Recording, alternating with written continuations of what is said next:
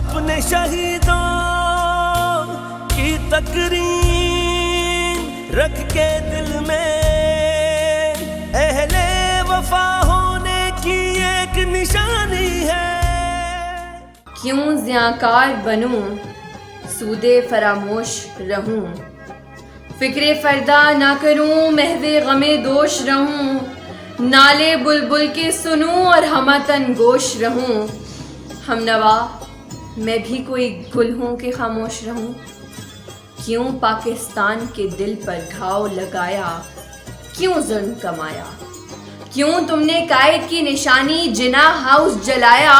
کون تھا جو جتھے لے کر آیا, سنگ دل نے روح قائد کو تڑپایا, جو تھا آنے والی نسلوں کا سرمایہ, اور پھر بربادی کا جشن منایا.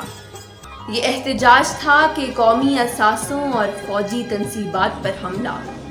احتجاج کے نام پر حد عبور کرنا کہاں کا انصاف ٹھہرا, زندگیاں داؤ پر لگانا کس کا مقصد ٹھہرا. قانون ہاتھ میں لینا کہاں کی دانشمندی ہے.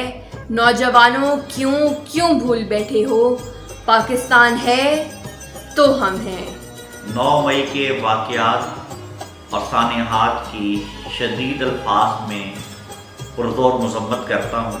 یہ واقعات قومی سانحہ اس لیے ہیں کہ قومی تنصیبات اور افواج پاکستان کی تنصیبات پر بلوائیوں نے حملہ کیا, جو کہ کسی طرح بھی قابل برداشت نہیں ہے.